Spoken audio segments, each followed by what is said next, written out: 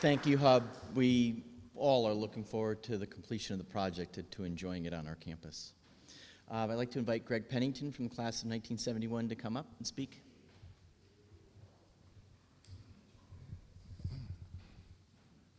It brings me great joy to be a member of the class of 1971. And, you know, the opportunity to make our 50th reunion gift personal. So I want you to think about a gift you gave to someone that you were proud of, a gift that you knew was worth far more than it cost, and a gift that you knew that would last far longer than the moment it took for you to deliver it. It probably was a gift that really represented you. And you could tell from the receiver's eyes that they knew that you poured into it a whole lot of thought and a whole lot of passion. They knew it came from you. It was also a gift that represented the receiver. They knew that it was something that they probably had already believed in, something that they already wanted to do, and it was something about that gift because they pressed it to their heart, and they knew that now I am compelled to do something different, something more, and something special.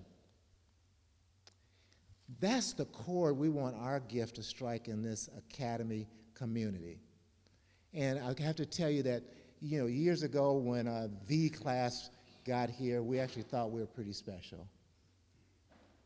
We thought we would make a difference on the school, we make a difference in the U.S., we make a difference perhaps around the world, especially in those times that were stirred up with civil unrest. You know, there was the pending war in Vietnam. We thought we were going to make a difference.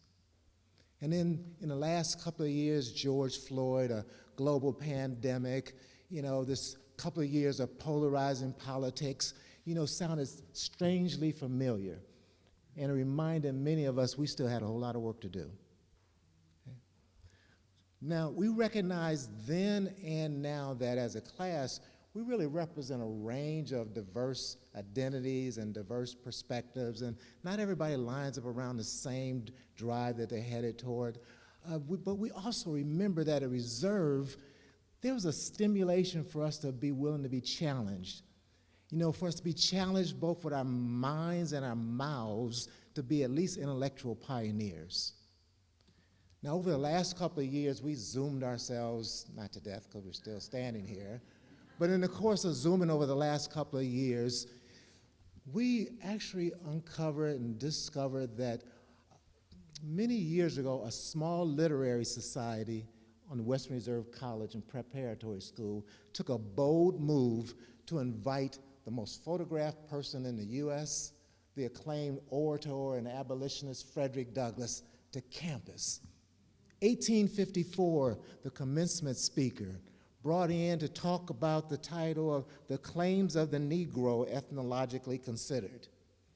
Essentially, were Negroes human? Now, perhaps that was a bold move then, yet it was representative of the pioneering spirit of those who founded the academy. It was representative of the pioneering focus on intellectual exploration by that small group of scholars, not unlike you all. Douglass stood somewhere, you know, in the footprint of this chapel. Somewhere he spoke in 1854 to that group, and he spoke in the midst of these fair halls, but it was captured by newspapers across the country. And that allowed it to touch the mind and the hearts and the hands and ideally the actions of many people, both then and since then and perhaps beyond. Imagine 1854, somewhere around here, that opportunity to be inspired intellectually. Our gift, the WRA class of 1971 Frederick Douglass Initiative, is intended to support the Academy's efforts to infuse the appreciation and importance of understanding and demonstrating the value of differences in pursuit of its mission and values. Intellectual curiosity and tenacity, transformational growth and well-being, belonging, respect and empathy, citizenship, and regional and global engagement. We hope our gift, will provide encouragement for students, faculty, administrators, and the broad reserve community to revisit the words of Frederick Douglass on a regular basis, using his lens from 1854 to stir inquiry, reflection, debate, and inspiration that moves us personally and as an academy. I mean, it's building on who we were, who we are, and who we might still yet become, using our privilege, including our differences, to make a difference.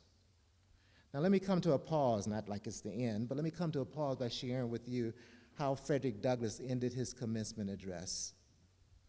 Whatsoever things are true, whatsoever things are honest, whatsoever things are just, whatsoever things are pure, whatsoever things are lovely, whatsoever things are good report. If there be any virtue, if there be any praise, think on these things. Now, as a class, we initiated this gift. We're excited about having done that. You know, and the additional excitement is that it has attracted the interest and the support and the encouragement of people beyond our class. That's the beauty of a gift that spreads. And so I do want to take the opportunity to acknowledge that beyond this class, the class of 1971, Ada and Mike Johnson, class of 1984, made a substantial contribution to that. I just use them as an example to remind you that you can make a difference because of your differences. And we really, really, really genuinely believe that the Frederick Douglass Initiative will continue to contribute to that. Thank you.